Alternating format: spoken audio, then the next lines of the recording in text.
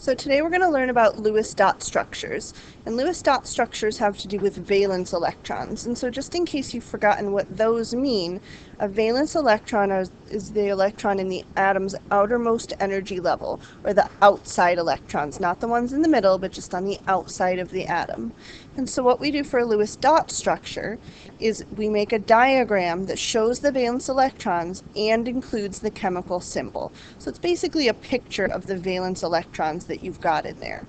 So we're going to do a couple examples. Just grab your periodic table. First, we're going to look at boron, and boron's right here on your periodic table. So altogether, boron has 5 electrons, but we don't want to put all 5 of them into our picture. We only want the valence electrons. So you have to think back to your Bohr model, and the pattern is 288 for that. If I have 5 electrons altogether, 2 of them can go in the first energy level, and then the remaining 3 will go in the next energy level.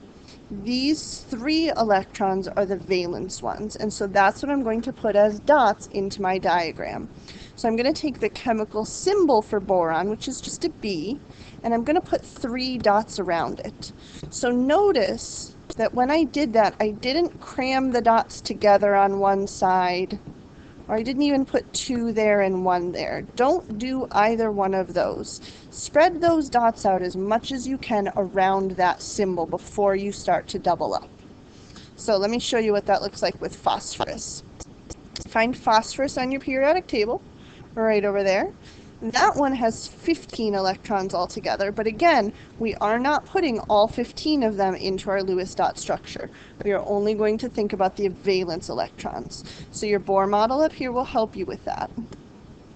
2 electrons are going to go in the first energy level. Then I have room for 8 more. If you add that together, that gives me 10. But I still haven't gotten to the 15 yet. I have 5 more electrons to use. Those are going to go in the third energy level, and those are your valence electrons. So now I need to make a Lewis dot structure with 5 valence electrons, so 5 dots.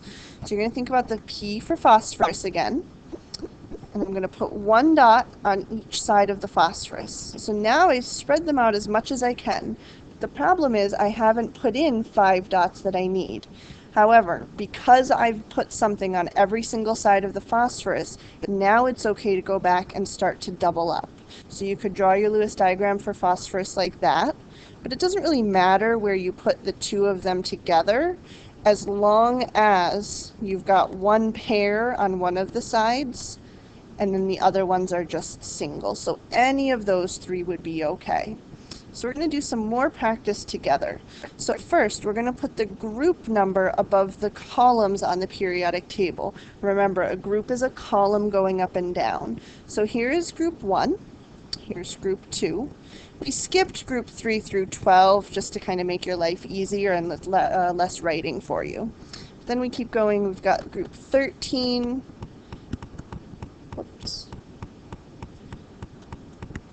Through 18 over here.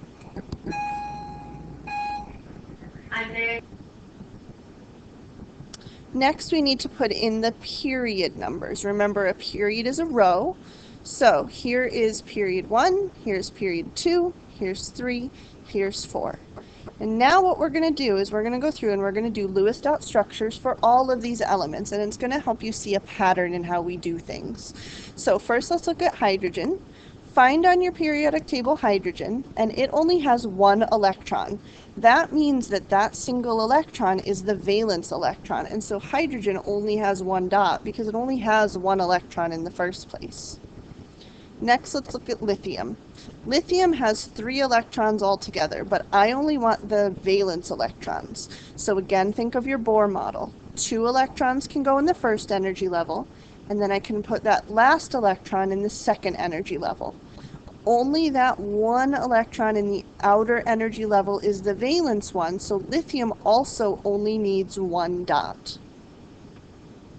If I go down more, we're going to do sodium underneath. Sodium has 11 electrons. 2 of them go in the first energy level. 8 of them can fit in the next energy level, and then the last one will go in the third energy level. So again, sodium only has 1 dot. And so you're noticing here that everything in group 1 only has one valence electron. And so that's the trick that you're going to use to make your life easier. Right down here, the number of dots, which equals the number of valence electrons, also equals the group number. So now we can go through and fill this in a lot more quickly. So underneath sodium is potassium, and it only has one valence electron because it's in group 1. I know that everything in group 2 will have 2 valence electrons. So this is much faster than doing the Bohr model every single time.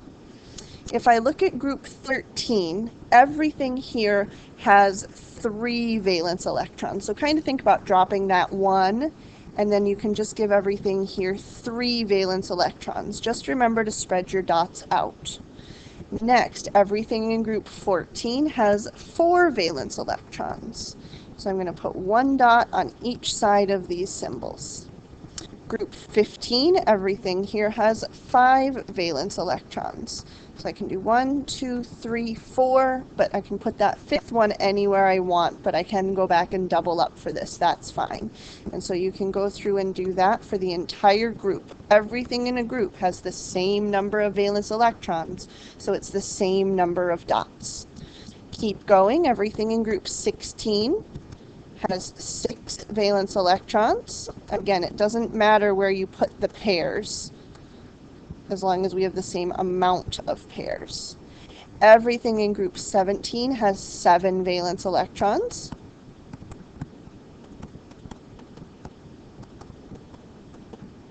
And everything in group 18 has 8. There is one exception to that rule, and that is helium. Helium only has 2 valence electrons in the first place because it only has 2 electrons. But because the beginning of our Bohr model starts with 2 electrons in the first energy level, helium is very happy with that.